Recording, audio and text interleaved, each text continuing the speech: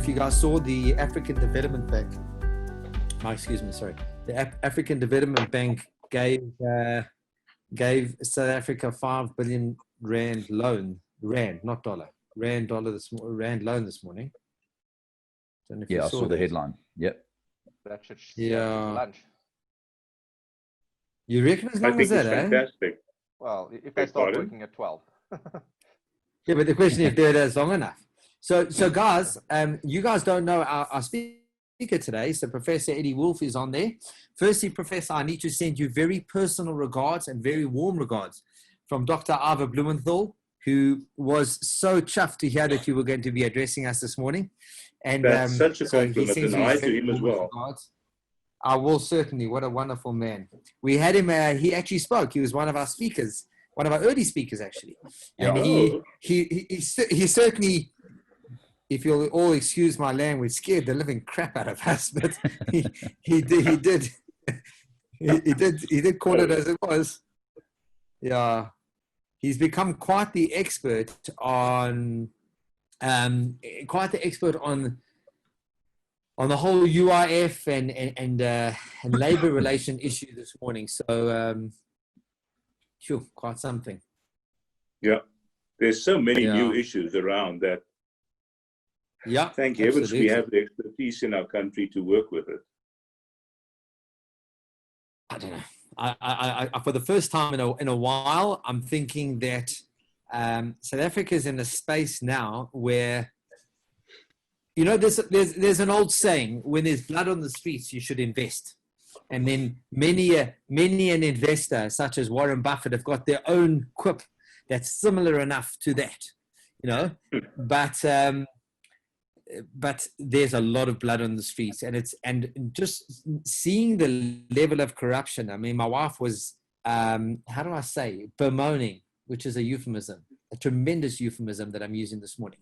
She was bemoaning the fact that the level of corruption in South Africa is so terrible that even the Corona funds that have been put together are all subject to different levels of corruption, and they've all had certain people, you know, doing stuff there. So it's to say the least, it's challenging times.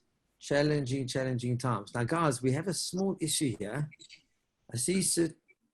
Okay, we're getting there. That I can see you. Yeah. No, I'm just watching that certain people are struggling to connect to the audio, but it will clear with time. I get a notification from Zoom this morning that they're struggling with signal, so I got more than a bit nervous, but it seems to have been sorted out. But, I think Zoom is probably too new. Yeah, I can tell you this: Zoom did not expect that their international conferencing system would one day translate into this phenomenal event that they've got now. I don't think they saw this one coming. Yeah. Sure. I've actually been using Teams for most of my meetings now. Oh, is it? Why is that, Steve? I'll be honest with you. It's more, I call it a conspiracy theory, but I was reading about the security issues on. Sorry, I've got to interrupt you for a second. Eddie, as a behavioral scientist and an expert on behavioral personalities, I'd just like to ask you a question. When a person says to you, "I'm going to be honest with you," what does that typically say? It means he's going to give you his version of the truth. Okay. Yeah. So does that infer that there are? It doesn't mean that in other instances perhaps the truth is a little bit more liberal. Just asking. Now, my opinion of the truth is grounded in an element of fear, and obviously, you know, I don't know. You're reading an article, you don't know a number of articles, you don't know who's listening in on Zoom, and I've heard the total contrary said about Teams, but I mean, you know, one of the features on Teams that I do tend to enjoy, and especially with 3 little kids running around in the background, is that there's a, you know, Eddie, I can see you've got your virtual background, but Teams has got a function where it's built in, and it's actually quite a lot less selective. I mean, if I were to turn on my virtual background, my camera on my laptop isn't high quality enough to blur out the background, and I sort of look okay. I'm part of the green screen. But Teams has got something where it actually blurs out your background. It almost looks like a high resolution or high depth of field image, and it's quite nice. So you sort of sit there, you've got the person's face and their shoulders, and then everything in the background is just fuzzy, and it makes for quite a private meeting. I mean, especially when it's in a one-on-one scenario. And been using that coupled with the security or supposed security concerns of Zoom, and it seems to be going down well. Would you know what the cost is for how much it costs for a professional version of Teams or Zoom? I know what Zoom costs because I'm paying for it. Yes. For Teams, I don't know how much it costs. I know we've got it. Would you mind looking into it for me, Steve? See if it's, and I'll tell you this: I've got a meeting with the CEO and the deputy CEO of Ned Group quite soon. Professor Eddie Wolff, can I introduce you to Dr. Ava Blumenthal, who's just joined us this very good morning. Wow, nice to speak to you again. How are you? How are you, Prof? Long time no see. Yeah? Long time no see, and it's great to see you again. And Nafi, if I tell you that this is the guy who made me a humanist, but also behaviorist, it's an understatement. My apologies for any damage caused. long term, nice seeing you. I'm just saying for those of us, Dr. Wolff, Professor Wolff, those of us who are students of Dr. Ava Blumenthal, we are by virtue of that students of yours. So thank you very much. Absolutely. It's a very, very good indication of how old I am. It's lovely seeing you again. Nice. Wow, Ava's what, 23? Yeah, exactly. Again and again and again. Yeah. No, you must be 23 because I'm now 46. Yeah, I think so. Just right. So just to get back to the Zoom conversation, gents, I was just finding out now that Zoom is actually free, but the issue is that Ned Group will not allow any of their guys to use Zoom. Sorry, I've got to take a call. They won't allow anybody to use Zoom. They insist that they use Teams for security. Just give me 1 minute, please, guys. I've had that was probably the point of departure that I had with a number of my clients. So I've got a number of clients working at a few of the large corporates, and as soon as we're setting up a meeting and saying, do you prefer Zoom or Teams, every single time without fail, it's I prefer to do it on Teams. So running with that, maybe there's some truth behind the conspiracy theory. Shame, coming from a very simplistic background, the best technology I can use is WhatsApp. But also on a one-on-one, Prof, the WhatsApp video calling, and you can even do it in a small group now. You can add a few people onto a WhatsApp video call. Again, that, yeah. It's we've had a few social meetings like that. WhatsApp actually increased the numbers during this period. It used to be 4. I think they increased it to 8 that you can have on the video call. Yeah. Wow. And there is a resolution, as far as I'm concerned, and I'm no expert, seems to be quite good. Yeah. Look, I think you'll also get the high resolution camera if you're using your phone as opposed to those on the laptops. Yeah. I mean, the cameras they've shoved into phones lately has been quite phenomenal. No, I like it. I use my phone, and it gives me greater mobility, and it works like a dream. You can sit in your car, or you can sit anywhere you like, and just talk from your phone, and it works up to now. Touch wood. No, I think also I fully endorse that, and I think the microphone functionality. I was having a Teams chat with clients yesterday afternoon. It was a follow-up meeting from a prior meeting earlier in the week, and earlier in the week we were using the wife's computer, and yesterday they were using the husband's computer, and there was this lag every time he started talking before the microphone actually kicked in. So you almost needed to make this preliminary sort of noise to activate the microphone, and then you can start talking. And even then was somewhat soft. When you consider the technology within the little handheld devices that we carry around, I mean, they're far, far, far superior. But the points of mobility are great. I mean, we had that chat. I was coming back from having to drop my my helper, unfortunately, we had to take her to hospital at the beginning of lockdown. And coming back in the car, there I was driving with the hands-free going and having a Zoom chat. It was a way to keep going, keep connected. Isn't it fascinating? I mean, 20 years ago, we had nothing of this. I think even 3 years ago. Exactly. 20. Exactly. No I remember when I started in this industry, driving to clients without any GPS or without a phone, with a map book and very bad eyes, trying to find your way around. Map Studio. It was very that big map book with the tiny writing in it. What's interesting, Prof, from your perspective, is the amount of online counseling that's taking place and interventions that are taking place. Tremendous. You now, you and I can now do counseling from the luxury of our beds. And Prof, do you find that as effective as in person, or is there a big difference? I think if you know the person quite well, you can read all about him, by facial expression. But if it's a first time thing, I get to be very uncomfortable because I can't read the person properly. But if I know the person, I can read the person by voice inflection, facial expression. Then I'm totally comfortable. But if it's a new thing, I'm absolutely uncomfortable because I'm not too sure if what I'm saying is the right thing. Because some people have totally implacable faces. They're just inscrutable. You can't read them, and then I lose.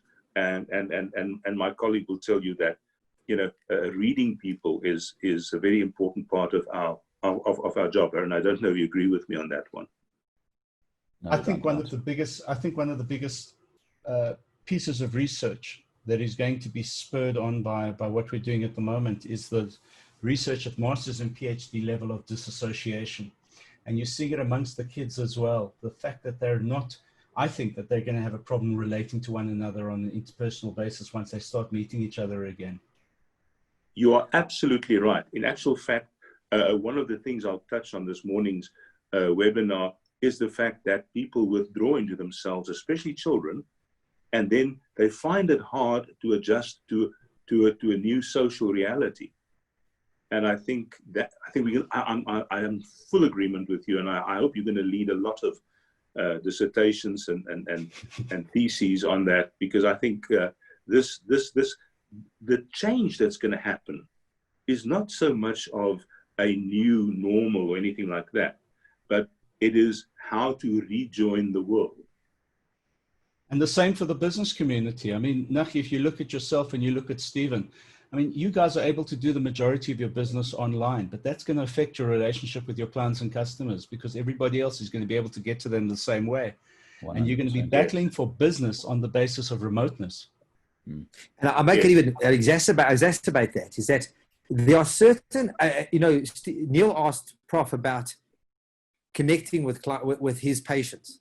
And I found, I don't know how Steve, Neil, how you guys feel as well about this, is that there's a lot of things that you can say to a client over a webinar and get through a full review. But when there's something that either needs an emotional connection or a very detailed description, it simply can't be done and you end up having to have the meetings. And I think that's actually going to be our saving grace. I think the saving grace is that there are times when you simply cannot do it on a web, and you will then, despite all the risks of COVID, be meeting with clients. And I think those of us who are able to distinguish between being able to do a standard review on Zoom and a more complex interpersonal high-touch type requirement, I think those of us who will go ahead, because that's the challenge going ahead for sure. Very true. For sure. I think that's the thing, because people also lose a lot of motivation during lockdown, and they withdraw. They don't enter into challenging. Sorry about this. They don't enter into challenging situations that easily. So there's going to have to be a lot of change in people's behavior once the world returns to what we used to call normal. Stephen, I look at you And I think to myself, how much pathology you can hide on a virtual communication mechanism. Yeah. You look at a guy, you can't determine pathology, you can't determine what's going on in his head, you can't see his eyes properly, and you can't see what he's doing outside of the top half of his body. Yeah, for sure. For sure. Absolutely. Absolutely. That's how it works for me as well. I don't know what your feeling is, Steve. No, not always. Yeah, no, look, it's, I think that, you know, we come from a relationship environment. Our whole business is relationships. I've always said that 90% of what we do is relationships, and the other 10% is relationships. And, you know, you can build much of that, but I'm finding in the, you know, particularly the last sort of two and a half months of this work from home, distance working that we've had, there's certainly a point at which one is able to get to with engaging with your clients, but then it comes down to that last sort of face to face that is critical, and it's challenging. And I think that I was talking to a good friend of mine who is more of he's also a financial advisor, but far more in the life insurance space. He works with one of the large life companies in the agency space. And he said to me that he's flat out seeing clients. He's doing very little work from home, which, you know, you sort of hear that and you're like, wow, I mean, are you not concerned? I mean, you know, the worry of, God forbid, you know, becoming infected or infecting others and the likes. And he said, I have to do it. And that sort of spurned on the rest of the conversation that he and I were having around how, you know, what the future holds for us. How are we going to do this in the future? Because until it's perceptibly safe to go out there again and live our lives in the old normal, these are new skills that we're having to pick up, we're having to develop, and we're having to refine in order to remain productive, particularly in a high touch business like ours. Definitely agreed. Because the communication that we have with other people now, if it's in person, that person is behind a mask. So you actually, if you're going to actually see somebody walking by you, you're not always sure who this person is. Is it somebody that you know? Is it somebody that you don't know? So you say hi to everybody, and you know, but the mask takes even away more, unless you know the person. So this is going to present all sorts of problems for us to return to, because, you know, that old saying that says, you know, the more things change, the more they remain the same. And if that's true, we're going to want, in a changed environment, a return to the same that we used to know. And that's going to make life difficult. So the issue really, luckily, if you look at you guys were essential services from the middle of April. You were actually classified as essential services from the middle of April. And the remoteness has crept in because of all of the noise about social distancing, the noise about initially not mixing the herds, but now needing to mix the herds. If ever there was an opportunity or a need for someone like the professor to actually come into the business environment, it's to actually start justifying what the new normal of interpersonal contact is really going to be about. Because otherwise two things happen. People don't mix, there's not a mixing of the herds, and we don't develop natural immunity. And I think that's a huge problem. But more importantly, the nature of your business changes. So it simply becomes an online tick box or checkbox activity, which is exactly the opposite of what it needs to be, particularly in the financial services sector and in the insurance services sector. That's the death to insurance if it becomes a checkbox activity, because then there's no brand loyalty whatsoever. So it's really about how guys like you embrace people like the Prof and bring him out of the clinical context and almost into the industrial context because of his clinical experience, because of his behavioral experience, rather than anything else in terms of what he practices as a psychologist. That's going to make the success or break your industry. I couldn't agree more. I couldn't agree more. So, you know, gentlemen, we're now 10 minutes past 10. I know the Prof has a proper presentation ready for us. I'm going to just begin right now. So if I could just remind everybody of a couple of house rules. So firstly, please keep yourself on mute, and please keep yourself on, if you're going to be moving around a lot, perhaps turn your video off as well. So firstly, it is incredibly we are incredibly proud to welcome Professor Edward Wolff to our panel and to thank him very much for giving us the webinar today. We have received a number of comments, not the least from Dr. Ava Blumenthal, thanking us for having Professor Wolff on the panel today, because his reputation certainly precedes him in this behavioral science space. But I thought I'd just take one more minute on housekeeping. You guys will remember that we have the chat function down at the bottom, and should you have any questions for Professor Wolff during the speech, please put them over there. And right at the end, I will collate these questions and ask them to Professor Wolff at the end, should there be time. Last thing, this is a recorded. These are recorded. They're available on our website within about 4 days. So from about Tuesday, they're available on our website, octagonfinancial.co.za, and go onto the news section. And not only will you find some really interesting articles from our Chief Investment Officer, Stephen Krause, and other people as well, but you're also going to find the recording of this and many of the other webinars that we've done. So I thought I'd just give a quick update on the markets and how the markets are doing, since I don't imagine that Professor Wolff will be covering much of the markets today. I thought I'd just take a few minutes to, don't worry, Professor, I'll carry that side, don't worry, just to tell you what's happening and really, and more importantly, what's happened for the week. So as you guys are probably aware, despite a great deal of volatility in the markets have still, in South Africa, the all-share index, which is the average of the entire listed shares and the 300 shares listed in the Johannesburg stock market, we still have not yet got positive for the year. By the 19th of March this year, we were down some 36% in line with world markets, and we're now very, very close to break even, but we're not at break even yet.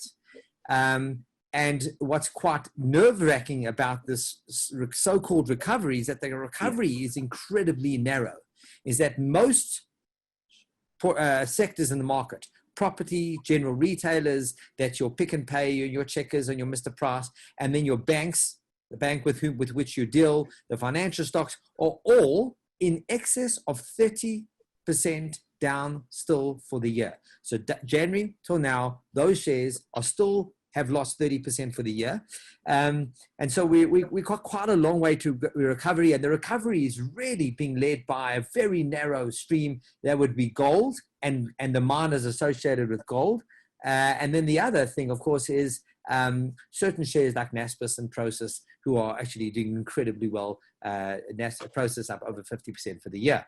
So we have seen some recovery, but it's quite narrow on that side over there. World markets remain substantially below their starting values for the year. The Dow Jones is still down 5%. The French, German, Euro stocks all down, with the British index being down over 17%. The only real star to focus on is the NASDAQ. The NASDAQ is the tech-heavy index in the US. It's up nearly 20%. It's up 19% for the year.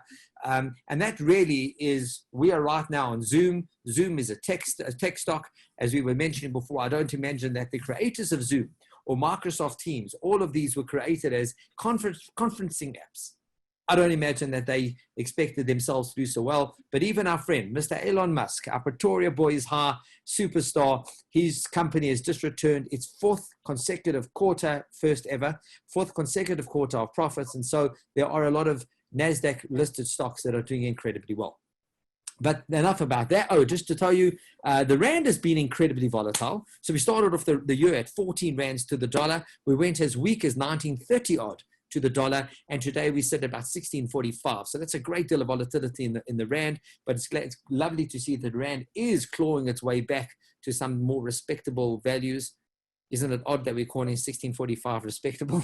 And the markets, just that you know, did drop on that 19th, that 36%.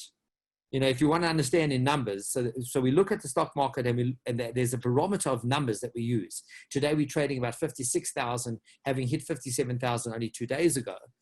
But at the worst, at the trough on that 19th of March, we were below 13,300. So below 38,000. My apologies. 38,300. My God, 13,000 would have caused a lot of heart attacks.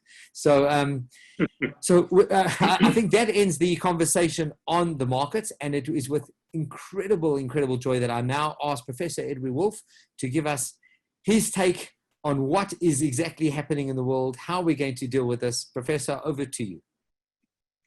Thank you so much, Menachem. This is a real privilege, and it's I'm so glad that a good old friend of mine is also here. See, George is also here, also a good old friend of mine, and I'm going to give a slightly different take on the impact of lockdown and the impact of the COVID-19 infection condition. I'm going to go back to psychological science, because I mean, all of you have listened and seen on TV probably hundreds of psychologists looking at the effects of it. So I'm going to return to the psychological science of this whole phenomenon. Now, if we take lockdown, it's a very specific form of stress, and it has totally different effects, probably 60% from normal stress. And I'm going to define stress, and that is a heightened level of tension when more is expected of you than you have the ability or the infrastructure to cope with. I'm going to repeat that. Heightened levels of tension when more is expected of you by yourself and or your environment than you have the ability or the infrastructure to deal with. If we look at lockdown, we look at a different form of stress. We're looking at the impact of the physical environment on people's behavior. So the physical environment now becomes the problem. But we know that we think of crowding as the amount of people per square meter or the amount of square meters per person. And that is the physical impact, but not the psychological impact. The psychological impact is the close presence of others. In other words, it is a confined setting where you have too much or a superabundance of social contact. Now, I'm going to take this to its total extreme, and I hope this isn't going to sound like an idle warning to my friends and colleagues. You get a guy who used to go to the office every day.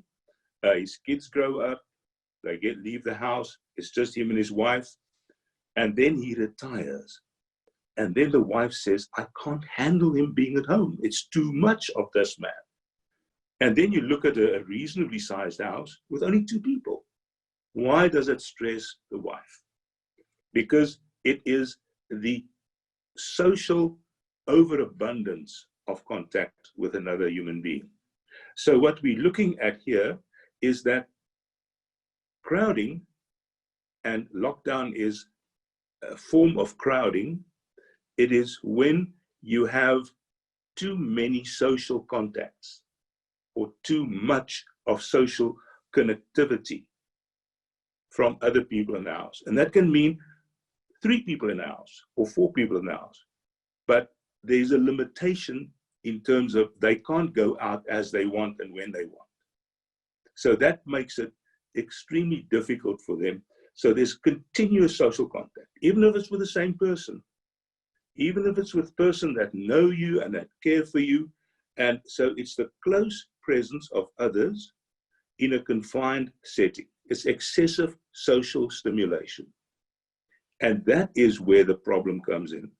Now, the interesting thing about excessive social contact means that people just, even if it's 3, 4 people in a house, but under lockdown, the crowding phenomenon becomes really severe. What happens at that point in time is that people manage it by social withdrawal. Even if the other people in the house are socially supportive, they're your family, but it becomes just too much. People withdraw from each other. They withdraw deep inside of themselves, and it doesn't matter who the person is, family member, your wife, your children, your mother, your father. It is that social withdrawal away. You don't want that many social contacts. And then it leads to social withdrawal, it leads to irritability, can lead to anger, and it leads to a lot of very interesting things. And I'll come to a solution in a short while. So basically, it is unrelated to social support. If it's your wife is always socially supportive, but that doesn't do anything. It doesn't mitigate the amount of social contact points or social contact events. What happens then, you find that people don't want social support, but it impairs, and this is interesting, it impairs complex task performance, such as we all do from home. We do complex work and we sit at home, and this complex activities that all of you do is impacted on by being crowded, by being in the locked-in situation. It also leads to a loss of effortfulness. You can't put as much effort. Motivation declines significantly. It also causes, for instance, in children, that people are less responsive to their children who shares the house with them than they would have been in other issues. So in other words, they cannot persist as much in challenging activities as they used to. Now, we need to have a bit of a look at specifically what this is. If we cut this down to the finest point, we see that when you crowd people in a locked-in or confined situation, then there's an elevation of the level of tension, such as an other or normal stress, ordinary stress.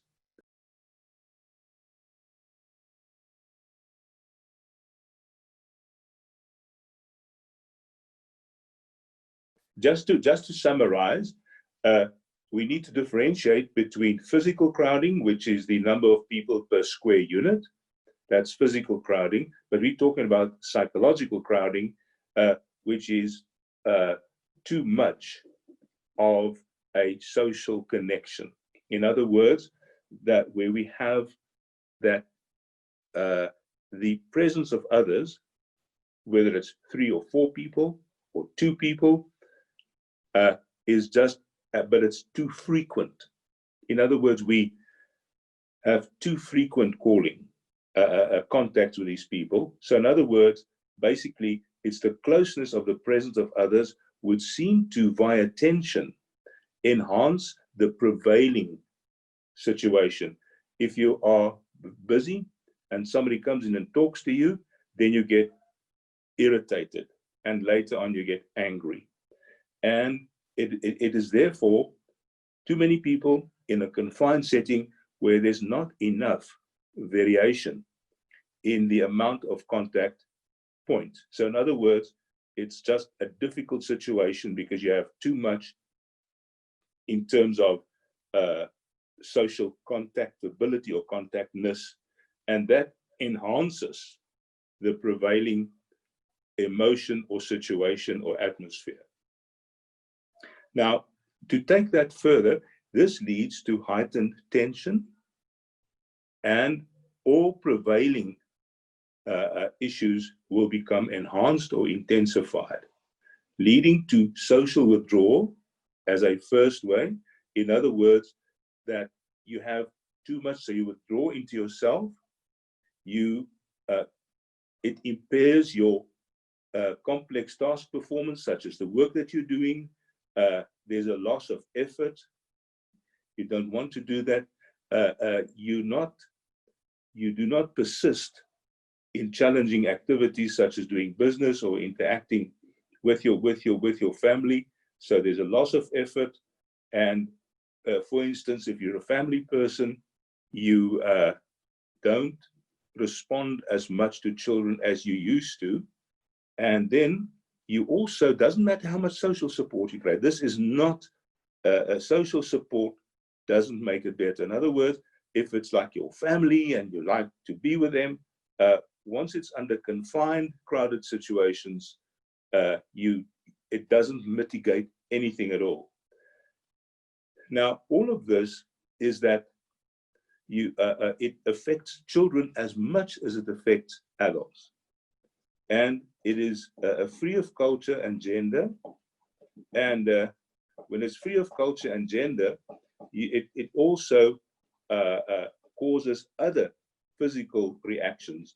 Namely, most people then are, it impairs complex task performance, and it also causes the release of adrenaline and cortisol, and you need now more private space, more time. It also impacts on your immune responsivity in the sense that you are more susceptible, strangely enough. We use a lockdown to make us less receptive to the coronavirus, yet it lowers our immune responsivity. And there are very interesting studies that the transfer of things like tuberculosis or various parasites, even if people don't touch each other, is much more intense in locked down situations. And it's culture-free, gender-free, and it relates to the excessive amount of social contact. And how does one manage this? How do you manage this in a, firstly, let's say in a house situation, a home situation, which I guess is the sort of lockdown situation that most of us now face or have. You need to take time in a day. And most of the research says at least an hour where you can seclude yourself away from your family or the people that live with you. And you need to lock the door and make sure you don't get disturbed for that roundabout an hour's time. You also don't have your phone with you. You get somebody else to answer your phone so that you can just have no contact at all for around about an hour a day. What you do then is you can listen to good music of your choice, or you can read. Now, why not watch television? Television is a highly circumscribed event. If you watch television, your response to what happens is that television event. The characters are often more caricatures, and you have to take them as they are. There's nothing in your personal space or what you can do with, because you have to join the event that you're watching on television. If you read, especially good authors create characters that you identify to a greater or lesser degree, positively or negatively with, because you inject a lot of your own personality into that character. So now we create, by music or by reading a good book with a good author, by creating the theater of the mind, and that is the only way that you escape your present situation. Television doesn't work for that, but reading a good book or listening to good music helps for that. And if you can do that for around about an hour, you come out and you are much more relaxed, much less tense, and much more resilient to the impact or the effects of the lockdown, crowded situation that you're in. And I would recommend that people do that. And even for children, they need their private space. And everybody in the house should have a private space that nobody else intrudes on. So it doesn't work to take your desk into the living room where the kids are, where the television is blaring or whatever, and do your work there. You're going to lose effort, you're going to lose motivation. You're not going to be able to do your work, especially if it's a complex work, as well as you used to do. So you need a own private space, including children. They need their own little private spaces. Even if you erect a little temporary wall or something if you have two kids sharing a room, just put a piece of curtaining or something where they have their own private space where nobody intrudes on. So private space, private time, is the best kind of management of this condition that we call lockdown overcrowding. I think this is more or less what it is. We need to understand that having private space will help you manage your situation, will decrease the amount of stress that you have, you'll be less irritable, less angry, and you will show less negative emotions, which will impact in a circular fashion with your relations to other people in the house. This is the best that the research has shown us up to now, that you can manage this excessive social stimulation by privacy, by escaping your present situation into a book or into music, not so much into television or videos or whatever way you manage that. I guess that's a sort of a simulation. Okay, I see here from Gail. What about people who are alone? Different kettle of fish. There must be at least two people. If people are alone, they actually crave social support. And this is now linked to something we discussed in our free discussion earlier today, and that is how does one manage when you're totally alone? Because if you're totally alone, there's a different kind of stress. It's isolation stress. And isolation stress can be as bad. You need social contact.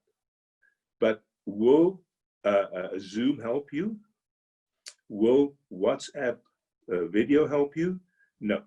You need to see the people, not necessarily touch them, but you need to see the people. You need to see somebody, even if it's just going somewhere where you can speak to a friend or anybody that you know with social distancing, with a mask, but you need to see a real live person, because the psychology of the stress of isolation can be devastating, because it forms a very interesting curve, and that is, in the beginning it's upsetting, then you get used to it, then it can, in people who are predisposed to that, cause psychopathology. You can develop some sort of a social phobia, or you can develop agoraphobia, which is fear of open spaces, or you can become severely depressed, and the symptoms are you don't want to get out of bed, you don't want to get up, you don't want to do anything, you eat too much or you eat too little, you are slower at performing your tasks, etc. I hope that answered the question a little.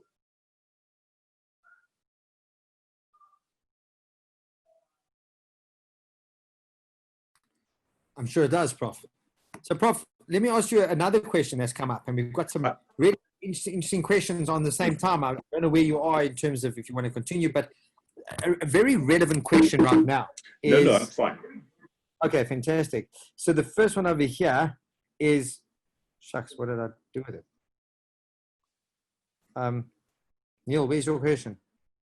Oh, sorry. The question was, a lot of people, I'm going from memory now, a lot of people are struggling with getting the kids off their cell phones. Now, you know, a lot of people always say to me, why are you always on your cell phone? I'm on my cell phone because that's my window to the world.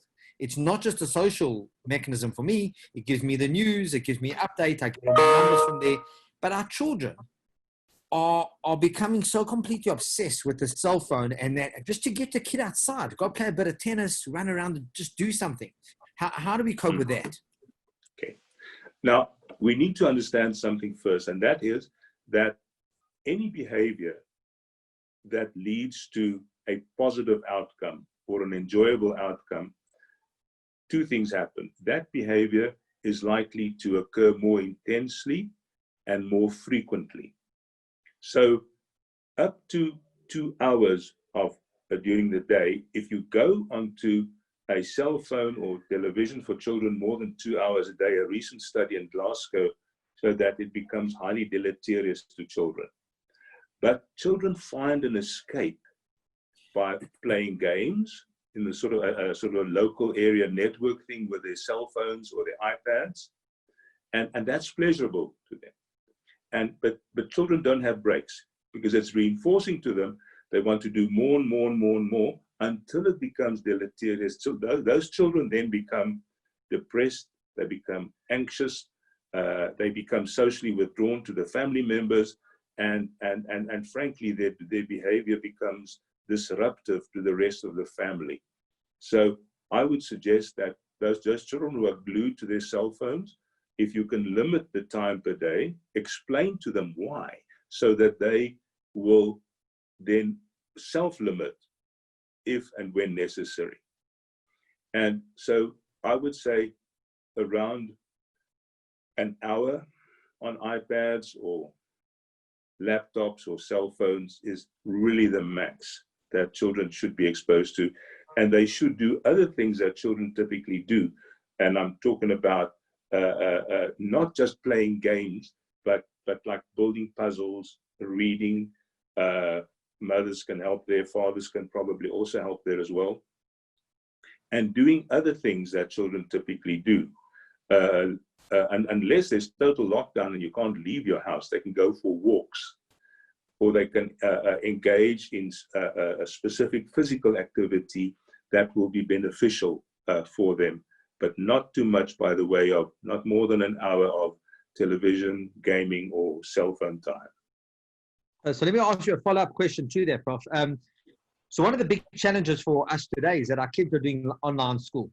And so they're basically locked into that. I mean, my kids are in high school, and they're basically locked onto their computers all day, because every hour they've got a class. And how do they cope with it? I mean, what can we do? Yeah, they cope with that. And it's interesting. And I refer back to the issue that we discussed in our free discussion earlier, where my good colleague said, you know, you need to read the person that you're talking to. Now, online schooling, they are used to, or hopefully before 26 March happened, they were used to certain teachers' teaching style. In other words, it becomes more alive, and it becomes more a symbol or a direct connectivity to schoolwork. So the laptop or the iPad then becomes the school, which it now has a different purpose to it. But you will find that if it exceeds a certain amount of hours a day, and I think the Glasgow study would probably refer to this as well, that the children will become irritable if they exceed 2 hours a day. So there needs to be frequent breaks where they have a snack, or they do something else, or even have a short conversation with a friend over a cell phone. But that monodimensional contact in schooling exceeding 2 hours a day might be problematic in the long run. Yeah. Another question that's come through, Prof. I'm sorry to keep on interrupting you, but these questions are coming through thick and fast. I'm glad you do. I'm glad you do. Fantastic. I'm going to quote it directly, if you don't mind. Escaping into one's private space and private time makes so much sense. Thank you. That was a direct message. But what about hobbies, or doing things that one loves and enjoys? Are these escapes as effective or more than those you have spoken about? If it's like a challenging hobby, and let's look at various challenging hobbies. Let's say your hobby is learning to play the Spanish guitar. Then that's also an escape, because you escape into a new area, new field that you construct. Let's say your hobby is tropical fish, and you're working and cleaning and maintaining your tank for X amount of time a day. That helps a great deal, because you are creating that. It's not something that is imposed on you. You create your hobby, and there are millions of hobbies: woodwork, knife making, that will be as good an escape as any other form of escape, such as reading and or listening to music. Hobbies are excellent at this point in time, and also nice to start new hobbies, because you can explore new hobbies. That's why YouTube's there for, and you can look and see what's new. What would I like to do? Would I like to start woodworking or wood carving or painting, any kind of thing, or learn the guitar or learn to play piano? But learning something new, escaping into something that you create. The key word here is you must create. You immerse yourself in the character that you're reading about. You immerse yourself into the theater of the mind of music, and you therefore create a world where you escape your present lockdown situation. Yeah. And then the last question that's come through, if you don't mind me asking. Absolutely. I happen to know the people that have sent this question through, so it's a little bit personal on my side, but the person's mother-in-law is a naturally sedentary personality, not an outgoing person, not a kind of person who is high energy or anything. And the lady recently retired at the age of 70-odd, having worked her entire life. And she, as a result of lockdown, is simply not leaving her home. She watches Netflix the whole day. She is eating. And so my argument was, they asked me my opinion as if I'm a psychologist. Isn't that terrible, Professor? And I said, I tell you what, tomorrow morning, come online. So they've come online, and they're now asking me this question. Is it really the end of the world if that's what she's doing and she's healthy and she's happy? No, she's not productive. But she's 70 years old. She's earned the right to do nothing. Or is it an unhealthy pursuit? There are two aspects to this. It could be an unhealthy phenomenon, because if she worked all her life and she's now retired, she then withdraws too much into her own world. And if you withdraw too much, you tend to have less self-created activity, such as a hobby or interacting with some people. And it definitely can, I'm not saying will, depending on the individual person and the kind of work that the person used to do, the person's education previously. And I can talk on that later at some stage if you want to. But then their ability, their cognitive abilities definitely become constrained. You can't take a fully functioning brain and switch it off, because the functionality then, loss of functionality will cause a less ability to start creating or recreating your world. And that leads to the world of recreation. How do we recreate? We mix with people. Older people need to mix with people, with friends. And there, the Zoom or the WhatsApp video or whatever is not ideal, but it's a very good second best, where this lady can then just talk to people. And she needs to be encouraged to talk to people, because just sitting alone, being quote unquote entertained by the television, leads to a decrease in cognitive flexibility, cognitive ability, and therefore will lead to a deterioration in cognitive facilities. I'm not saying it's going to lead to dementia, but it can make your world so small that your brain adapts, needing a smaller world. And we often see this in old age homes, where people sit in a small little room, and then their ability or their need for cognitive stimulation or cognitive interaction becomes small. They adapt to that small room. They don't need a broader space.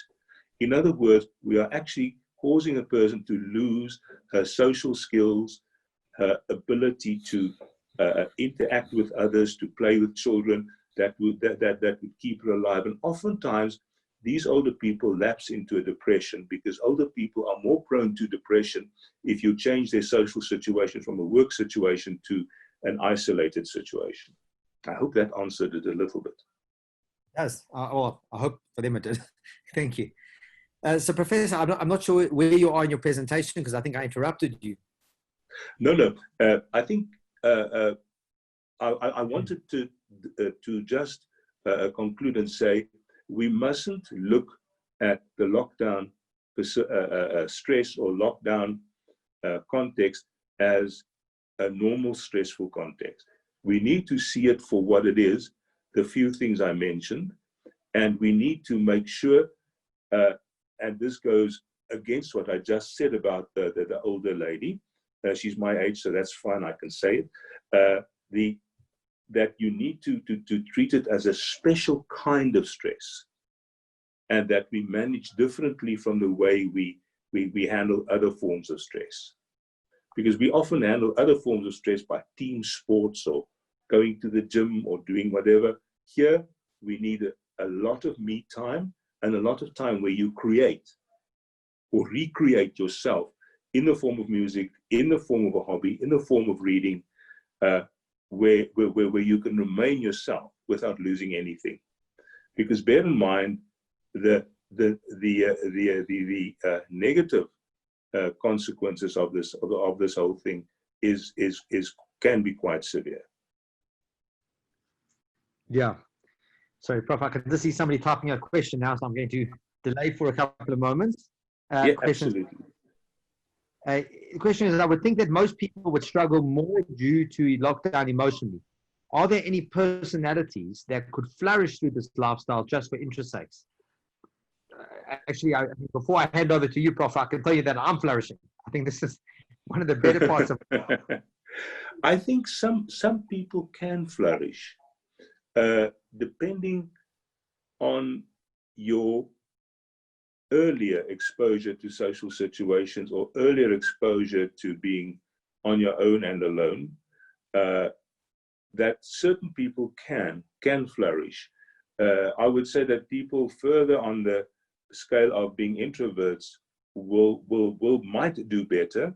People on up the scale towards being extroverted will not do so well. And they need to really focus on recreation or recreational activities. So marked introverts will and can flourish, but only up to a point, because even introverts need some contact. And this is the opposite of what I said earlier. So in other words, if you look at an introvert, isolation is not the answer. There needs to be some social stimulation. Otherwise, they tend to withdraw and they become hermits or recluses, which is also not positive for mental growth and mental stimulation. Because bear in mind, mental stimulation and social stimulation is like most other needs. The less you participate in it, the less you need. And the less you need, the less your likelihood of participating. So we can, therefore, create a bit of a social problem there, or personal problem. Unfortunately, humans are complex, and there is no one-size-fits-all issue or solution. Absolutely. I think that's why we're very fortunate to have people like you around. I know from my own perspective, I work very, very long hours. I think, Professor Wolff, I know that you can identify with that. Difference is I only work you work a 7-day week. You're 30 years older than me, and you work substantially harder than I. And all I know is that this period has realigned my priorities. It's realigned my values. I'm just loving time with my family. I'm getting to see my family. You know, I met my wife the other day. She's not so bad, eh, Prof? She's a nice. Yeah. So it's actually it's been for my family. It's been a bit of a godsend, and I think in many ways we're very the kids. It's different, but for my wife and myself, we're quite grateful for where we are in this. But that's it. So, Prof, I know that there's a lot that you said that needs to be absorbed and ruminated over. I know that's a misuse of the word, and ruminated over. But I really sincerely thank you so much for this. Before I hand over to Steve for our wrap-up, I would just like to remind people that next week we have Discovery. The week after we have an incredibly interesting talk by a globetrotter, a gentleman who's climbed the 7 peaks of the world. He's a CEO of a large international mining house, at least, and really somebody worth listening to. So that will be the week after, but next week is Discovery. Professor Eddie Wolff, thank you so much for your time today and for your wisdom. Steve, over to you for the wrap-up. Yeah, thank you, Nach. Prof, thank you so much for your time. I mean, I'm sitting here, and the sort of mantra and topic of the talk, I think you should rebrand it as old school is still cool. Going back to the homespun values that, I mean, those of us nearing middle age and slightly younger can refer back to the days where, kids rode their bicycles around the neighborhood and played in the streets. And that's what we very much are missing. I mean, I see it with my own kids. But in addition to that, the very much the similarities and the commonalities between that you mentioned between COVID and the associated lockdown, along with depression, that neither of them discriminate. But with COVID, you know, the worldwide advice has been all of these non-medical interventions. Wash your hands, sanitize, wear masks, keep your social distance. And what you've really given us are a range of really useful non-medical interventions to counter the psychological impact and the risks of depression. We do unfortunately need to self-manage, and the allure and just easy appeal of things like Netflix and cell phones are just so easy, but the ineffectiveness of it, you really spoke us through so well. So very much thank you for that. To all of the participants, thank you for your time this morning. I hope you found it as enjoyable as we did. And really, Prof, again, thank you for your time. For those of you that are interested, keep your eyes peeled to the news headlines later on this afternoon, when the governor of the Reserve Bank will be pronouncing on an interest rate decision. We're hoping for a slight more relief for consumers and very much for the economy, hopefully giving us cash-strapped individuals a little bit of extra breathing room. The recording will be online in the next few days. Thank you all for joining us. Recordings of all of our webinars are online. You can go onto our website, octagonfinancial.co.za, and you can relive all of these talks in the comfort of your own home and just really relaxing while doing so. So thank you to you all, Prof. Again, thank you, and to all of you who have played a part in putting this together. We'll see you all next week. Thank you. Thank you so much. It's I'm so glad you referred to me as old school and not walking with the ancients. Thank you so much. It was a privilege to be in such a wonderful company. Thank you very much. Great. Thank you so much. Thank you. Bye-bye.